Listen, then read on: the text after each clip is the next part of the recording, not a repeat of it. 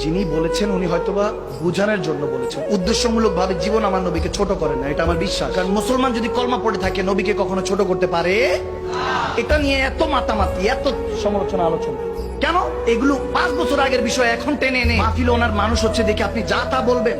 আপনি ঠিকঠাক মতো আলোচনা করেন, খোদার কসম যদি 10 জনও বসে এরাই পাক্কা ইমানদার হয়ে যাবে, নামাজি হয়ে যাবে, ঠিক কিনা?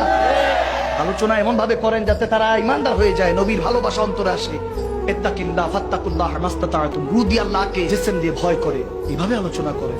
বুঝি না, আমার মাথায় ঢুকে না যে আলোচনাগুলি কেমন জানি হয়ে গিয়েছে। এখন সব আলোচনা না, সব হল সমালোচনা। বিষয়টা নিয়ে অনেক আলোচনা হচ্ছে, সমালোচনা হচ্ছে। ঘেটে দেখলাম 5 বছর আগের কথা। আমি কাউকে ছোট করছি না, কখনো ছোট করার উদ্দেশ্য নাই। আমার চিন্তা হলো সব মুসলমান আমার নবীর উম্মত। আমার নবী যদি কবুল করে, আল্লাহ যদি ক্ষমা করে, আমি আপনি বলার কে? আওয়াজ দেন।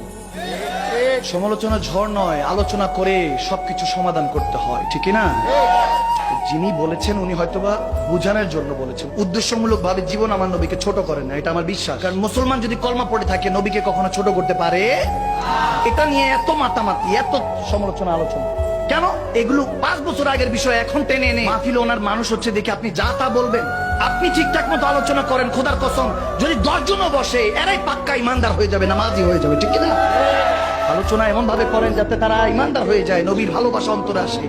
ইত্তাকিল্লাহ ফাত্তাকুল্লাহ মাস্তাতাতুম, রু দিয়ে আল্লাহকে জিসম দিয়ে ভয় করে, এইভাবে আলোচনা করেন। বুঝি না, আমার মাথায় ঢুকে না যে আলোচনাগুলি কেমন জানি হয়ে গিয়েছে। এখন সব আলোচনা না, সব হল সমালোচনা।